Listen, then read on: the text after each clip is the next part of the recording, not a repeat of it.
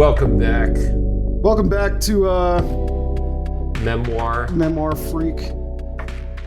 Last week we talked about the Switch 2 being properly revealed. So today's not quite as exciting, I'll tell you that. Yeah, we're in a little lull. That's In fact, all right. we're sitting here struggling to find something to talk about because we're vapid losers who can't do anything without the internet. Talking down. I can't look at Ben while he does that. Our names are Geron, Coke Zero, Geron. Pathetic. Absolutely pathetic. I'm Benjamin Mushroom Head to Benjamin.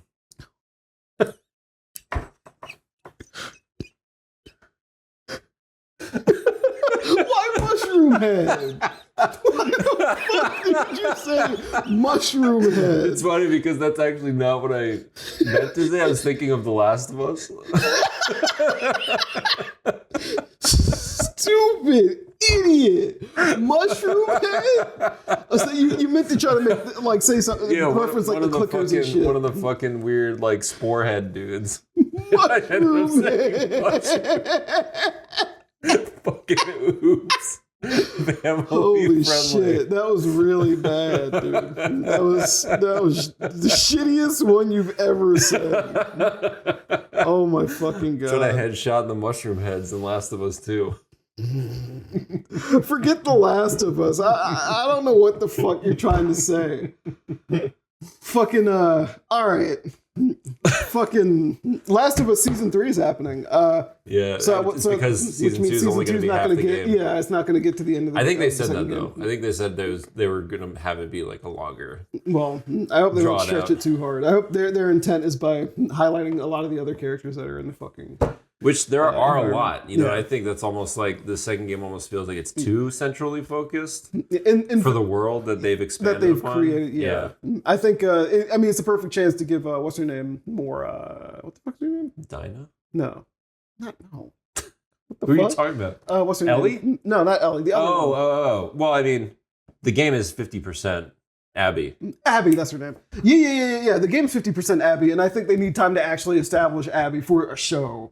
That's true. Like, to make you give a shit about what she's doing that's for the true. sake of a TV Because show. with a game, it's different with a game. You just put her in your hands, Right, but It's like, now you I'm her. inherently start to You start to have an sympathize. investment at least because you're Right. controlling the character.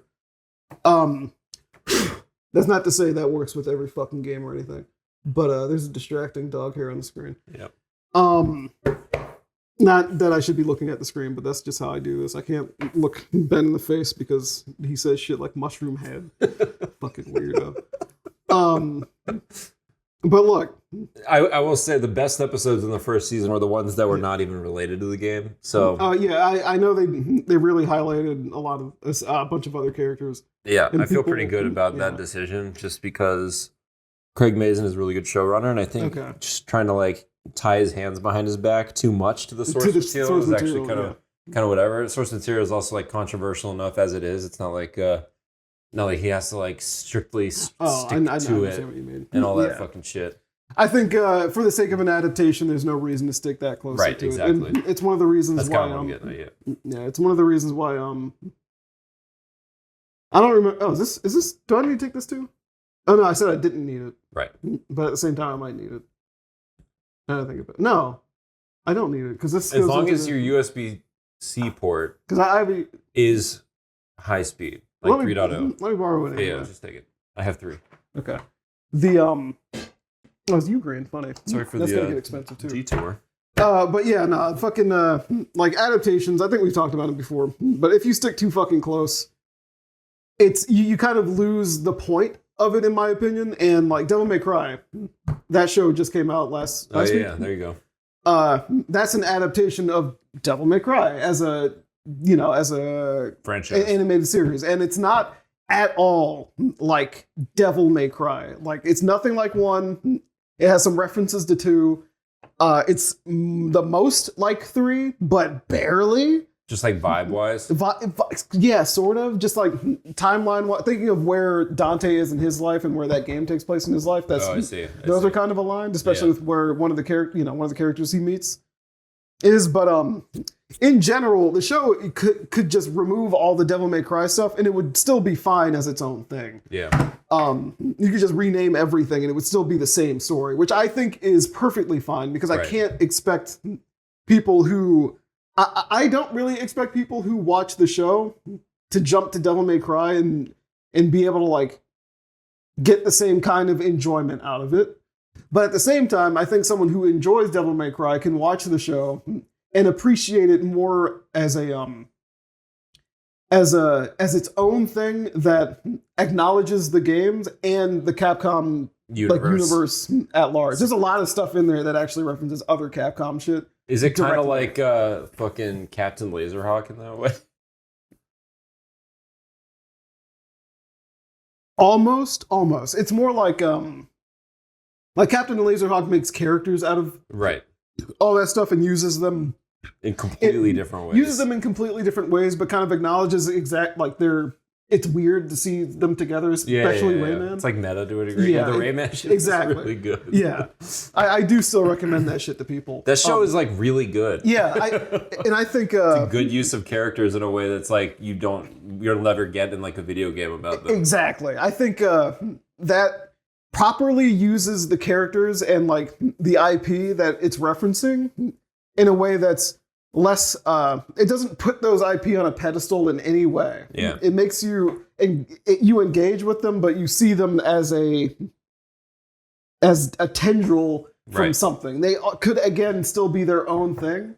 And in general, the main thread of the show doesn't rely on, like the main threads of the show don't really rely on you knowing that, oh, this character's from Beyond Good and Evil. This character is specifically a reference to Splinter Cell. And Assassin's Creed and all that shit. You can live without those. I have a friend that watched the show and she liked it just, for what it was, not because it was a bunch of Ubisoft references. And I think that was very much to its benefit. Yeah. And that's honestly why I liked it. Like I've barely touched a Splinter Cell game. Mm-hmm. I don't think I hadn't played really Beyond Good and Evil very little at that point. I touched it on 360 on Xbox Live Arcade, but I hadn't beaten it like I have now. Yeah. So yeah, I mean, it was funny because like I recognize them, but like then seeing them like do crazy shit, it's like oh, this is a funny show. It's a good show. And it's inclusive. What the fucking dumb fucks would say is woke as a negative thing. No, it's a DEI show. Yeah, and what's it called? But like. With Devil May Cry, I don't know how interested you are in watching it. I don't want to like spoil anything specifically. I mean, if I watch it, it's not like it's going to be the kind of thing that I watch just to enjoy. Like I'm not like invested in the story. So it's okay. So like there's of course there's a lot of stuff from the games, and it actually has more musical cues. I was saying in the chat. There's more musical cues from the actual games in this show than there were in Castlevania, which is crazy to me because Castlevania is kind of like 33% about its music, to be honest. And Devil May Cry like has some fun music, but it's not like the thing you go to it for. You know what I mean? Well, and I wonder if that's why. I feel like they probably are tighter on the Castlevania music because it's so much more renowned. Yeah, and I'm sure there's probably some licensing situation where the older class Castlevania music's too, but Castlevania music being composed by the people that it's been composed by, they might all be. You might have to get permission from them to use their compositions, which is why you only get like Bloody Tears in the original series, and you get Vampire Killer. You get not Vampire Killer. You get beginning. You get Richter's theme. Oh. Divine Bloodlines. You get it twice in Nocturne. That's right. Yeah. The what was it?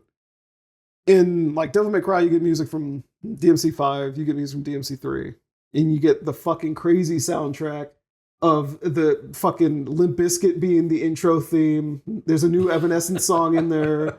Which feels spiritually correct. It's appropriate. It's completely, and when you and there's fucking like the mainstay fucking Papa Roach song is in there. That's really funny. When you hear it out of context, it's like this is going to be stupid. When you hear it in context, it's still stupid, but it's like appropriately. It's as stupid as young Dante is. Yeah. I'm like, oh, you know what? Okay, I believe in it, especially since this series is from the early 2000s. It's of the era. It's perfectly fine. Right.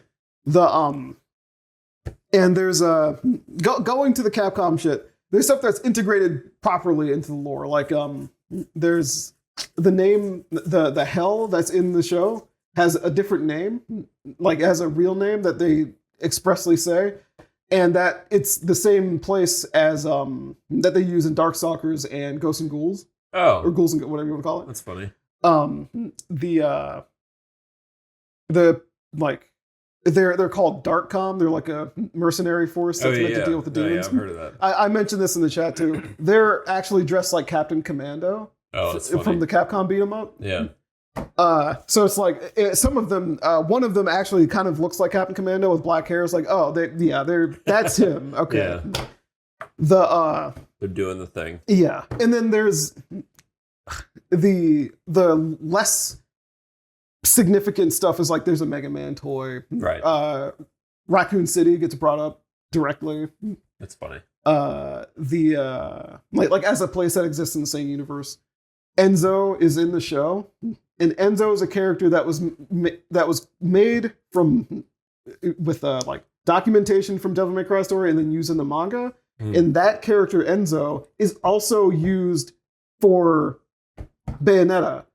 Oh. And the characterization is basically identical. So when you see him in the show, I mean, he looks different, but he sounds the same. Yeah. And he's essentially the same character all the way down to giving Dante jobs to do, even though there is a character that does that in Devil May Cry already named Morrison, who's looked at different things. Yeah. And the way they work him in makes it feel like actually that they know that Bayonetta, it kind of exists around this too as a Kamiya thing, which is cool to me. I really appreciate that they, when they finally gave the character a characterization, that was from Bayonetta, and they utilized elements of that for the show. What else was there? Did they reference the meme? What was it from? Like, I want to say it was from the end of Devil May Cry 2 or something, where like what's her name dies and he's like, oh, that's from Devil May Cry 1. No, that was from 1. Yeah, Trish is not in the show yet. Oh, okay. Moondisc gets brought up a lot. And because Moondisc gets brought up a lot, I assume that means there's going to be another season. It's already been greenlit. I assume that Trish is going to show up because they do make a point of making sure you know what Dante's mom looks like. Oh, okay. And Trish is designed to have the identical face to Dante's mom to trick him into doing what Moondisc wants him to do. I mean, the story in DMC1 is nonsense, like pure hot nonsense. But some cartoon gibberish. But they do reference stuff that's in the game, like Dante. That's in like 5 and shit like that too. Dante's doing playing like some DDR-esque thing, but he's doing it with a white hat on, and he does the Michael Jackson style stuff, like he does when he gets Dr. Faust in DMC5. Oh, that's funny. He's like, oh, it's funny, but then he loses in the little DDR game. It's like, okay, that's funny. But I think as an adaptation, it's a lot of fun. It's like having another reboot. Yeah, it's another version of Devil May Cry to work with, because now there's Devil May Cry 1, 2, 3, 4, 5. Yep. Then there's the reboot that came out in like 2012. DMC, my favorite Devil May Cry game. Oh my God. That game actually gets referenced a little bit too. And then there's this series. Like there's that, the other anime is actually canon to it. Did they reference him being a gay cowboy? No, they didn't reference him being a fucking gay cowboy. Not an ally. But yeah, I think I know the people were kind of shitting on the first season I had seen.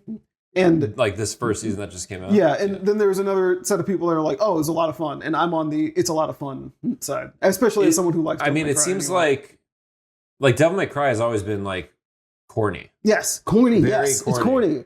So like it feels like Adi Shankar. Ari Shankar? And then Adi is Adi. Right? Is it Adi or Ari? I think it's Adi. I feel like he makes corny shit. Yeah. Whether he likes it or not. So it feels like this is the right franchise for him anyway. In fact, I think he likes... Kind of lends itself to it. This let him be more corny, and I think he wanted to do... Right. Wanted to lean into that corn. Like, there's so anyone stuff that's that like, have to. oh, it's not cool, or it's not edgy, it's like, I feel like they're probably just completely misunderstanding. I think if you think Dante is cool, you missed it. Dante is not cool. The whole thing about Dante is he's so fucking lame that it's a surprise that he can do anything. Yeah. It's like It's like Dan from Street Fighter. Yeah. It's like how is this dude so good? It's because it's literally just a genetics thing is why he's as good as and he's a good dude in general. Like he's not a bad guy. Right. He's kind of irresponsible. Just a cornball. And he's corny, but he means very well. Yeah. He doesn't mean to cause harm in any way. Whereas like his brother Virgil kind of does, right? As almost revenge against the universe kind of thing. He's the edgy guy. Yeah, but it's then very Naruto, fucking and Sasuke. Sasuke, there you go. Sasuke. Like Virgil is he's in the show. I'll leave it at that. If you play DMC 1, you'll know what I mean. Is Bayonetta in it? Bayonetta's not in it. What the fuck? Why would I watch? Well, she's not awake. She's still at the bottom of a lake. Bayonetta happens after Devil May Cry, so you gotta deal with it, dog. The shadow remains dawn, or whatever the fucking line is. The shadow remains cast. But yeah, if I had to give the show a rating, I thought it was gonna be like, oh, it's just a 7 out of 10. That's a C. No, I think it was a solid 8 out of 10. Nice. If I had to give a rating. Like enjoyable and worth watching. We're absolutely worth watching, especially if you're into. I'll probably watch it one of these days. Is it would you recommend if people have interest in the game that they play the games first? I'd to recommend get more out of it? Maybe playing DMC 3 at least. Like I think going straight to DMC 3, not 1. Well, DMC 3 is a prequel anyway. Oh, okay. So I'd always tell people to play Devil May Cry 1, but Devil May Cry 1's kind of rough if you're not ready for it. Right. Like as you discovered for yourself. Especially if it's running at 45 frames per second. Yeah, exactly. I really love Devil May Cry 1. I think that's one of the it's one of the most unique games ever. But I think for the sake of enjoying something in its maybe fully materialized form, right. 3 is the place to go. Okay. But on the other hand, I think you can watch the show and then go back to Devil May Cry and see where all these it's not it doesn't have to go in one order. Exactly. Like it's there's stuff in the show. There's stuff from literally every game in the series, all like 1, 2, 3, 4, and 5, and the reboot. Nice. And I think if you watch it and then go back to the games, you'll be like, oh, that character that flashed there for 2 seconds was this character who's blah, blah, blah. Or that character that shows up at the end of the season is this guy. So, yeah. When are they going to do Vampire Survivors Devil May Cry? Dog. It would be, I could deal with it being like a very simple, like 10 characters in a map. Yeah. I could totally accept that. Free or otherwise, I don't give a fuck. The saga, what the fuck? Saga Emerald Saga.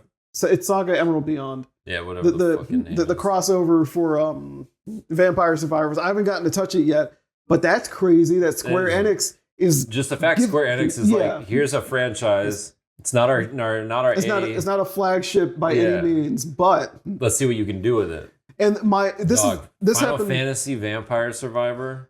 That would go fucking. It would go crazy. Nuts. That would go. You could sell that shit $50, and it would be a platinum hit. You could make it its own standalone sequel. It would go fucking insane. Fucking with the music, all the characters, all the weapons, characters, the monsters, the spells, yeah, exactly. Maps, like the iconic weapons from each game and shit like that. And I think that would get a lot of different kinds of people into the game too. Like I got tricked to fully being into it with Castlevania, and that DLC was fucking wild. It was so good. So much shit to it. There's so much fucking shit to it. So much meta shit. That was so super well done. And before that, they had actually done the Contra DLC, which was kind of a taste of what they would do with the Konami thing, which is what I'm kind of thinking is happening. That could be happening here. Fire, dude. Hit me with the Saga stuff, and then that would be smart as shit. Yeah, it works out, and it works out. That's what we call a win-win-win situation. The gamers win by getting some hot fucking fan. What's the fucking word? Fan service? Yeah, fan service. Fan service in the most pure, unadulterated form. Yeah. In a high quality, entertaining way. Yeah. Square wins because they would make a shit ass ton of money on it. The funny thing is, give it a $10 DLC, give it a $20 DLC. Oh yeah, if they did Final Fantasy, yeah, because the Saga stuff is free. Yeah, you get your install base, you bring in new people. Yeah, that's when it gets to the third guy. The developer fucking wins. He gets a whole part of the market that hasn't touched the game yet. More and more people may probably buy other DLC that was up for sale. and he gets to keep making the game that he generated a genre out of. Right, exactly. Like you'll get a bunch of people, and then those people will talk to people like me who's like, hey, you should try the Contra DLC, the Castlevania DLC. You should try the other DLC, the original DLC. The game is fun as shit. Give it a go. And then they're like, oh, fuck. And the fact it's cross-prog now is like so crazy. Like once that cross-progression comes to Switch properly. Yeah. I have the game on PC and I have the game on Switch. I haven't wanted to touch it on PC because I've been playing locked on Switch. Exactly. Yeah. The save, my bigger save is on Switch now. Which then opens up the world for more multiplayer, for more people. It's just it's a self-perpetuating engine. Yeah. So. The funniest thing is this update also came with the Coop update, which is very easy to misread as co-op, but it's not co-op. It's chickens. That's funny. It's a bunch of chickens. Chicken jockey. Chicken jockey. They sorry, we shouldn't have said that shit here, dude. Don't edit that out. In fact, make it echo when we both say it. That's gonna be our first soundboard. Yeah. Chicken jockey. Fucking but yeah, no, I think in an industry that's moving toward expensive shit, I'm glad stuff like that still exists. Yeah, for sure. And is successful. It exists, it's successful, and like the big publishers are kind of recognizing it. Yeah, they're engaging with it. Yeah. So you can still get some of that content through. That's the ultimate Hierophants right there. Yeah, I was gonna say, like, if this is the kind of thing it's like where a you reverse Hierophants. Exactly. But this is the kind of thing where the fan makes something and it's like, oh fuck. And it's so good. We can work with them very, very confidently and get a product that's unique to it and still very referential to the IP without undoing any of it. You know what I mean? Exactly. So that's good. That's good shit. I'm glad we've had good news twice today already. Despite we came in this not knowing what the fuck to talk about. Yeah, I'm a fan. Speaking of Hierophants, I thought I had posted something. There's a lot of stuff. It's too much. Oh, in other good news, the repo, that fucking game with the with the emoji. Yeah, it was the emoji, the little stupid emoji thing with the crying eyes and shit like that. They recognized that it was fucking ugly. So the Steam banner does not have that on there anymore, and the little icon is not that anymore. The icon is the little like speech icon from the little the workers. So I think that game is far more appealing to have now. Yeah, because that all the ugly shit is gone, and it's it's early access, whatever. I typically don't jump into early access games just because I'm like, I just wait until it's done. But it's fun. It's fun to play with people. So nice. Yeah. I can't fucking find the thing I was gonna.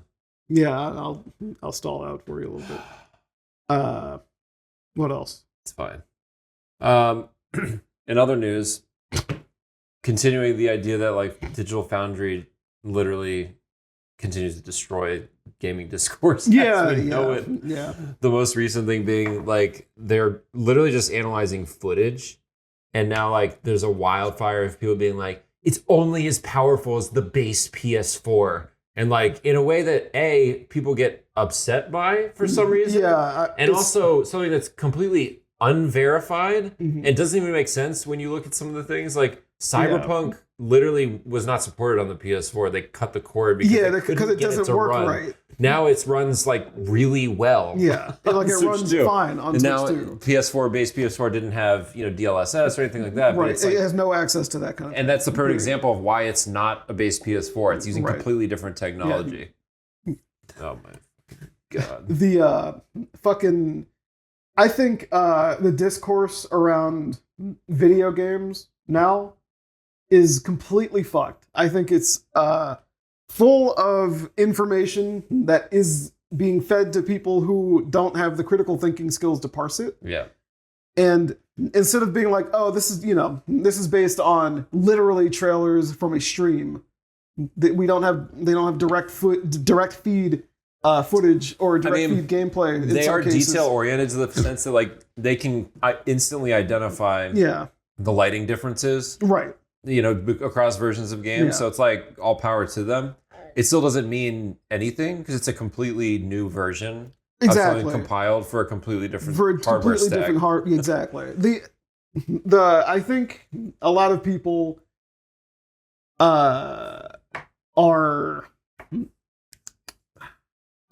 just want to be upset about things, and stuff like this doesn't really help. The $90 physical games is another good example. That's another example, but poor comprehension. Exactly, it's a poor comprehension. Like a lot of the information, some of the information is bad news. Yeah, like for real. But don't make it worse than it has to be by misunderstanding what it is, and then I'm about to say peppering, and then I'm parroting that same info all over the place to the point where you believe it, so that the only thing that's going to happen is when it comes out, either you're going to see it and be like, oh, I made a mistake by misreading this, or, oh, they were wrong, which they weren't wrong.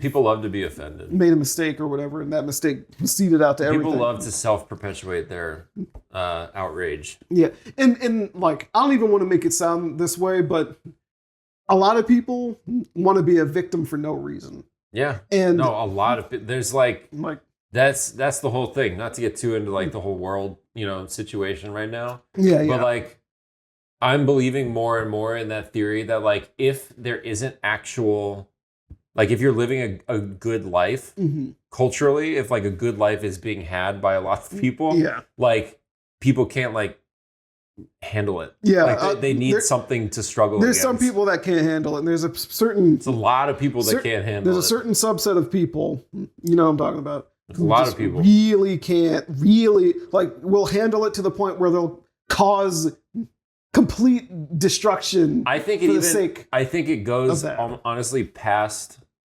I mean, I agree with you that like politically speaking, there are definitely groups that are more incapable and incompatible with just like the world moving in a safer, more like stable direction. Maybe not even the world, but like the US. I would say there's some truth to it on like other sides as well, where it's like the things that are now that we're struggling, that are a struggle, I think gets blown out of proportion. They make a really fucking big deal out of it for no reason. That's like kind of the classic Twitter thing of like the last 5 to 10 years of like people turning some like crazy thing and turning into this huge ableism argument. And I've seen it. I mean, one of the bigger ones that I am reminded of when I think of that is that fucking black square shit that was on Instagram. Exactly. I was like, are y'all fucking kidding me? Exactly. Are you dumb? You dumb? It like literally within the day maybe, people were like, wait a minute, this is actually drowning out the voices that need to be heard because there's nothing but black squares here. Yeah. And I've seen situations like that in a lot of places, especially when you're around like I've mentioned this before, when you're around like streamers and shit like that. Everyone's trying to be as careful as possible, but at the same people need conflict. They need a struggle. They need to generate drama or issues, right? Yeah, and then it confuses the actual issues from like what's manufactured, right? And this is one of the reasons why MGS2 was right. Yeah, exactly. But there's a lot of when it comes to at least what we're talking about, which is video games and shit. There's a lot of people that need to make excuses for not being able to get something. Yeah. And gaming is woke. There's that. Gaming is DEI. There's that, and then there's like Switch 2 is expensive. The games are expensive. I think the hardware is fairly priced. I think the hardware. I've come around on the hardware. I don't think anyone's really complaining about the hardware. It is expensive, but I don't think anyone's really complaining about it specifically. The game prices. Are expensive, and I think it's there's two. I have two thoughts on it. Where it's like it's kind of absurd. I don't know if they're going to be able to sustain this the way they do it. It's hard to say. But like the industry at large too. Yeah, no, for sure. Yeah, and then there's the other side where I'm like, this is just kind of what we've been barreling toward anyway, I guess. And I didn't want to believe that in the past, but now that I'm seeing it in front of my face, I kind of have to contend with like, what kind of things do I want? And if I want this, I have no choice. But if I want to have it, I have no choice but to pay the price or leave it. Right. And pay the price. But pay the price or leave it. Yeah, and in which case, I'm willing to pay the price on something. They're testing the limits of supply and demand, essentially. Exactly. Goes like back tariffs or otherwise. Just like, real this quick. Is just in general. It reminds like the third point of like misinformation people react to that I want to say is like there was a quote by Doug Bowser. Yeah. That was like, we know this shit's expensive. And part of it is probably like him being the relatively recent president of Nintendo of America probably doesn't have a ton of say, honestly, in corporate Nintendo. He doesn't have much, like, all he is like taking his direction from headquarters and being like, here's what you have to work with, now go like make it as successful as possible. Yeah. So he's like, he doesn't set the prices, he doesn't do this shit. Right. So all that being said, you know, Reggie had a bigger seat at the table. As he kind of talked about like the Wii pack-in stuff, which is kind of interesting. He and Reggie and like Iwata were kind of hand in hand. Around that time too. So all that being said, you know, he's working with what he's been given from a price perspective. So he's like, y'all, I know this shit's expensive. So that's like, there's going to continue to be support for the Switch 1. Right. Knowing that, you know, it's going to take some time for people to save up or whatever it is, to get something secondhand. Yeah. And the situation is to make going from Switch 1 to Switch 2 comfortable. Right. It's like you can stream the games from Switch 2 back to Switch 1. Right. You know, if your friends has them or whatever. There's a lot of different things that keep Switch 1 in the ecosystem and keeps it relatively relevant. Yep. And then online people misinterpreted that and made headlines like, oh, Switch 2 is too expensive. So for those people, you just got to stick with the Switch 1. They did that. And they turned it around to be like, the Xbox One Don Matrick quote. Thing. Yeah. Which is a complete misread of that, because when Don Matrick responded to that, he was kind of under duress. Yeah. Because he was just in a crowd. Jeff Keighley was barking at him. And this dude was just a weaselly dude that didn't really. Right. He shouldn't have been handling video games. I'll say that. At least not from a PR perspective. Right. So he said what the truth was, which was, if you don't like what we're offering with Xbox One, then you can still use Xbox 360. That was the truth of it. Right. But that got turned into, well, if you're poor, use the old shit. That's not really what's trying to be said. And it was said poorly. Whereas and Doug Bowser is saying essentially the same thing, under less of a strain, but he's also presenting the truth. Right. And like, that's just the reality of it. They are continuing to support Switch 1. Right. And of course, there are people who won't be able to get Switch 2 for one reason or another. Yeah. That's with any That's how it always goes. Like this. Yeah. That's why you keep supporting the previous generation. Exactly. That's why PS4 still gets games. That's why PS4 still gets games. That's why PS2 sold so much. It's because it got supported in countries, especially poorer countries, and it kept getting like the sports games. It kept getting it would get like PSP ports, things like that. Of course, I don't think Sony was like, don't get PS3, but Sony was also the same company that said $599. So it's none of these companies are trying to tell you that this. It is crazy to think about the $600 PS3 in fucking 2000. What was it? 2004, 2005, 2006. Yeah, on 6. 20 years ago, and that shit was $600. Yeah, that's shit rough. Is insanity. That's rough. Pure, actual insanity. And even though there's some missteps with the pricing with Switch 2, I don't think it's like that. At least not the hardware. Not on the hardware. I do think the games are.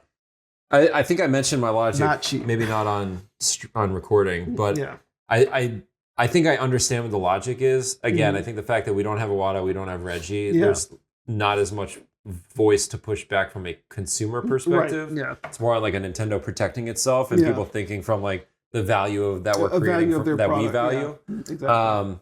And I think it actually goes back to the fact that they're continuing to support the Switch 1. Mm-hmm. Like Mario Kart 8, still $60. Breath of the Wild, still $60. Like these games are all still $60 and they're still selling really well. They still sell on great. The Switch 1. Yeah. So there was zero chance that they were going to come out with better versions, better games that were for the Switch 2. The same price or cheaper. Exactly. They were the same price. So 60. Yeah. 60 was never on the table. So it was always going to be 70 or more, right?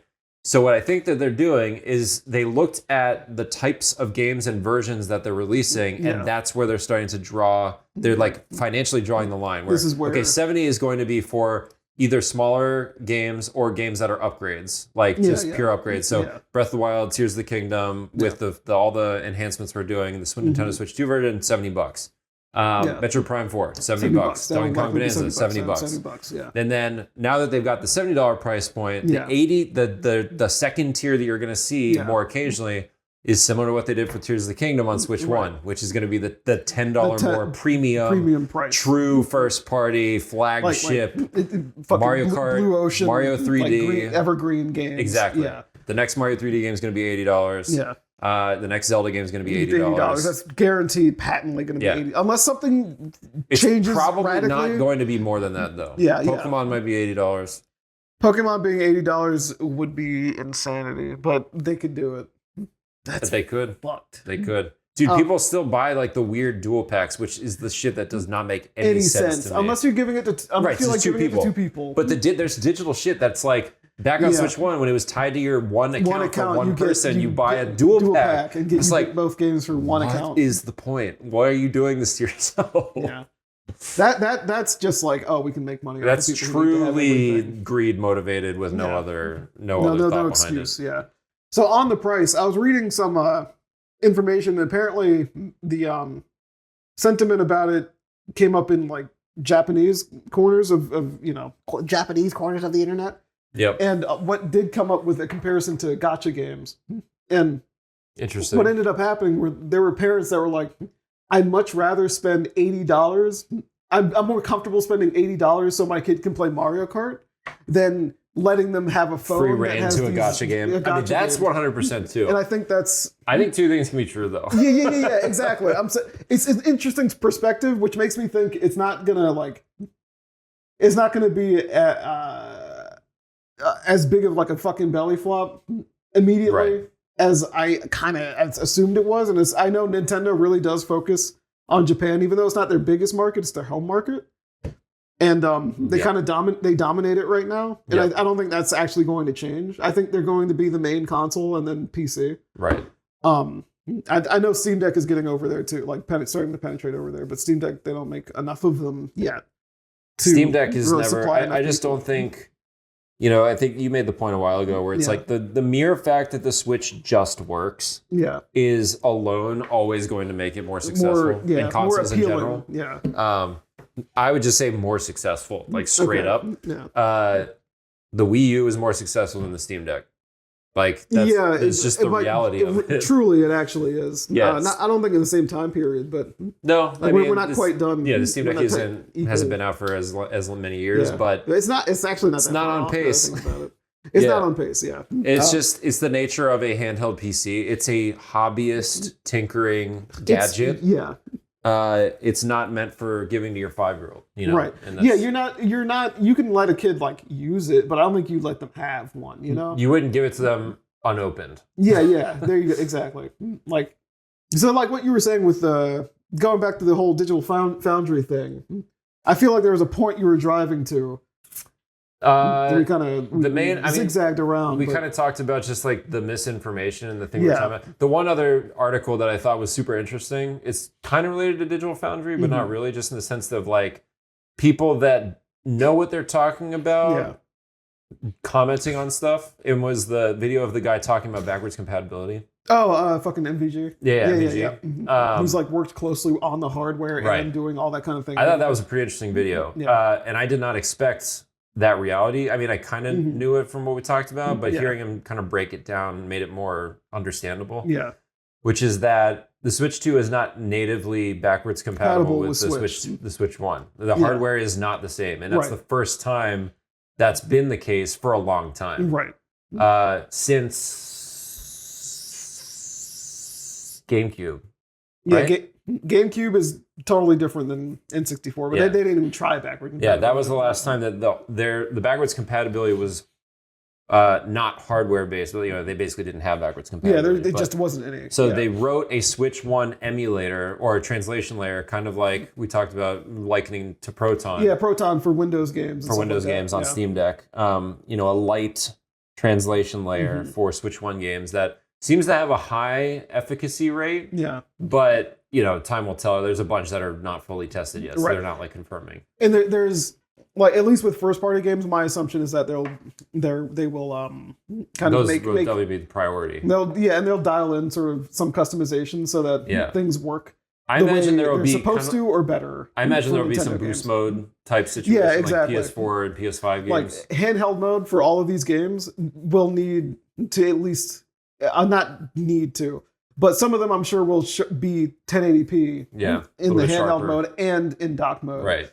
So like you'll still get handheld everything, like all the handheld everything, which down to the UI. I'd be very surprised if they didn't have it more, if a lot of them didn't have sort of like improvements to like frame pacing, frame, like frame rate, consistency. I think the games, if they're not outright better, I think they'll just be more consistent. Like even I think things that you wouldn't think would be like Astral Chain, it runs at 30 frames per second. Of course it dips. And it's a pretty detailed game. I think you're probably going to get that game like as locked, smoothly as it can be at 30 FPS, 1080p, not 4K, whatever. Right. But it'll still be the best way to play it on console, you know? And that was kind of what I was trying to interpret was like, what does this mean? How obviously the internet cannot fucking handle this kind of information. They can't handle this. They don't know how to interpret. They're gonna be like, "Oh, give me the Switch emulator. Let me play it on my PC computer now that they wrote an official one." Like that's not really how it's gonna. That's not how it's gonna work at all. They're like mapping the Switch 2 hardware specifically to the Switch 1 hardware and having it translate. The layer will like deal the with that. Cores handled by these cores, the memory handled by this memory, so on and so forth. My understanding is they're doing like just-in-time, it's like just-in-time translation where everything's just it's at runtime. Right at the moment, at runtime, you're getting the resulting output. Yep.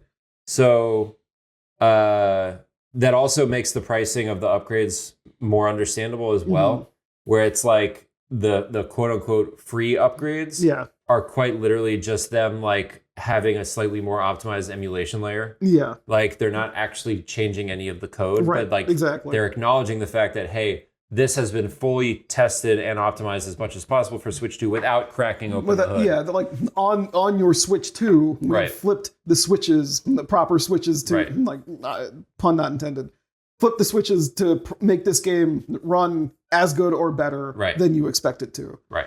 And I think like with the enhanced editions, those are a little confusing in the way that I think they're recompiled for Switch. Exactly. But like when you buy the physical game, you're getting the Switch 1 game plus the upgrade pack. Right. What does that mean? And then when I use let's say I pop Breath of the Wild into my Switch 2 and then play the Switch 2 edition of it, is it using anything from the original game card? I bet it isn't.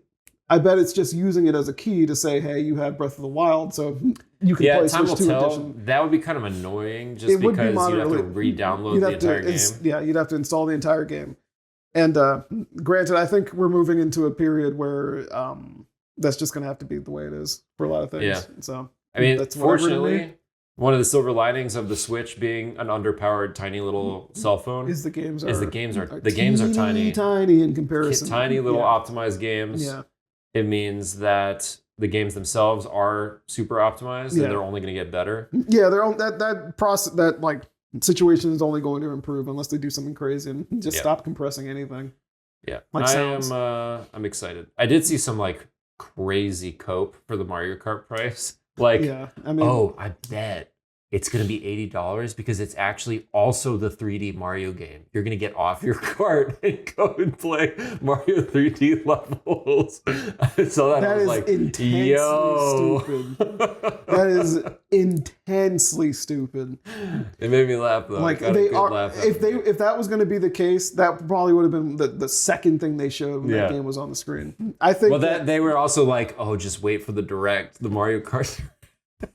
Oh my god! It made me laugh. All we're gonna find out is how shit is unlocked. Yeah, or like the online features. Exactly, like that. Like I think the price of that is just because they know that Mario Kart 8 was the top seller on Switch, and it is always Mario Kart. Mario Kart is the killer fucking app. Yeah. For Nintendo consoles, generation after generation. This is the first time it's coming out on launch day. Right. You're getting.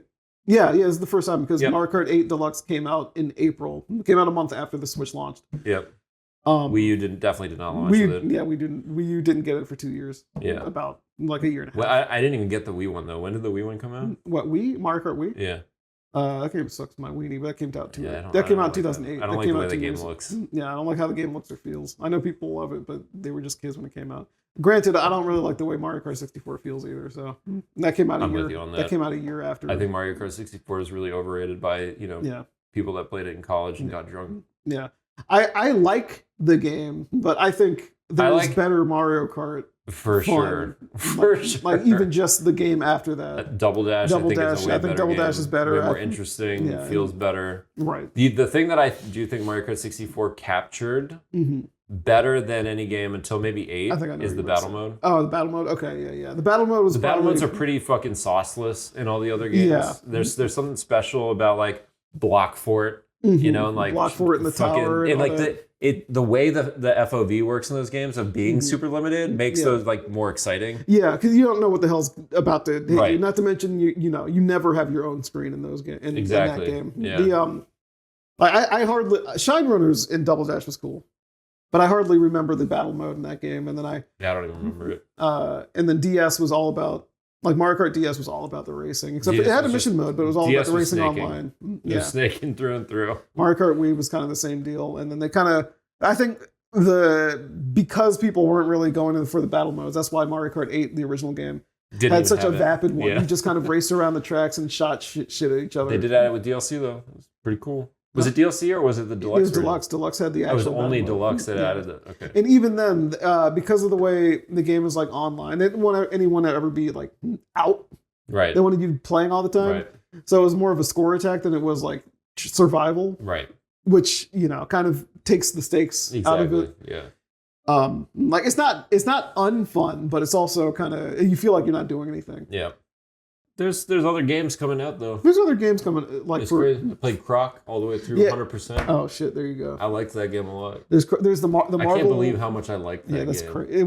Especially with improved controls, I think that really was crazy. You just fucking zoom through that shit. It's a jaunt, Yeah, like quite literally. Yeah. Yeah, I had fun with it. It's the first time that I've actually beaten the game 100%. Oh yeah, I mean, as a child, I think I'm pretty sure I did beat the game. Playing with refined controls helps so fucking much. Yeah, I can't believe how far I got in that game with the classic take controls. I can't believe I suffered through that shit. Like, dealt with that fucking friction because there's some fucked up shit in the later part of that game. Yeah, that I'm like, how in the fucking world do people do this shit with the little strafe step and and like turning while you're on a platform that's about to like fall out of your ass. It's like there's a reason why that game. I remember being stressed out playing that game as a child, and it's like driving. Yeah, it's actually like that. It's like fuck. It's like you run into a wall and then you have to like back up before the cars come and like attack and like attack. The cars come and T-bone you. Attack. It's like you're like stalling out in the middle of an intersection. That's like literally how the original game felt, and especially in the underwater levels. Like I remember the boss of the underwater level giving me so much anxiety because he's just like I don't. And it wasn't even hard. And now like with the modern controls, I'm just like swim, attack, swim, attack, and he's the fucking dead. It's like you can relax. Like, this is nothing. Yeah, this is so nothing. Yeah, obviously, that's a mix of being an adult and the right. Yeah, the nature of the improvements that they made to it. Croc 2. I would like to actually play that game now. I can't imagine them not releasing. You know what I didn't realize? I didn't realize how successful Croc was. Was it? It was a platinum, like millions of copies sold. Oh, I didn't know that. Yeah, like it was greatest hits, all that. Interesting. I wonder how many copies it straight up sold then. I'll try to look it up. I was looking through all the supplemental stuff. There's some fun stuff in there. Looking through, like, they have their entire GDD in there. Oh. Every page of the game design document. That's crazy. Yeah. Like, they have everything is like, that's every artifact of that game is in there. That's important. Yeah. In fact, it's really cool that they're like willing to transparently just be like, here's everything about the process that we use to make this game. Like, stuff like that is where I find value in a lot of these releases. Yeah. Like, especially if I've either played the game before or I don't really think much of the game itself. Right. Having this information documented and accessible is extremely, especially if you got high res scans and all this kind of shit too. Exactly. I mean, I would never go out here and like advertise for the game or be like, people should play this game. Like that's not. Don't get me wrong on that, but it's fun to come back 20 years later and see This reality. So over 3 million copies. Oh, I mean, that's good for the time it for came out. For the market at the time. Like, that's what I'm saying. Like, I didn't realize it was actually really successful. Yeah. I wonder how much it cost when it came out. PlayStation games tended to be cheaper, far cheaper than N64. Or were they 40, 50, I think? 40, 50, yeah. It was probably around there. I imagine it was a budget title. It was a pretty small studio. But it was Argonaut. It was Argonaut, yeah. They made Star Fox. They're still a relatively small studio. Starbucks was a fucking prototype. Yeah, but essentially, yeah. And Nintendo even kind of like threw it out when 64 happened. They just retconned the entire thing. Right. Something else that's cool in there is they have a bunch of the promotional stuff they made for launching Croc in Japan. Oh, like they have commercials and they have like the posters and stuff. What the kinds of things they were setting up to market it. And I was like, it is kind of funny just with how similar it is to like Yoshi and like Crash Bandicoot. Like it's so obviously just sort of like a mishmash of things that are so recognizable. Yeah, that were like, and then it's not like inherently unique or creative. Yeah, and which is obviously why I think Nintendo was like, I think we're good. Like, you go do your thing. We wish you all the best. Right. And they clearly use the tools that they had, and they're they use the creativity the best they knew how. And I'm not like shitting on them or judging them. Yeah. It's I have a lot of fondness for that game. Yeah. Lunar remaster comes out a week from today. Oh, that's interesting. Lunar those games have always been kind of outside. I don't know why I keep calling it Lunar. I've always had it in my head as Lunar. We talked about it before. It is definitely just Lunar.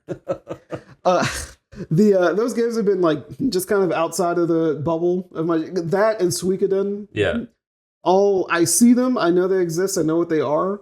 But Lunar is much shorter. Okay. If you were ever like wanted to take your pick of like a retro PS1 era RPG that I haven't touched, Lunar is really short. Trying. Okay. Lunar is like shorter than FF7. So, oh, really? Yeah, okay. It's like Is it like Chrono Trigger length? I want to say yes. If it's Chrono Trigger length, I could be thinking of the GBA remake of it. Like that's maybe they cut it down. Yeah, that's something I could just plop on my let's say SP on my Switch Lite and just play through.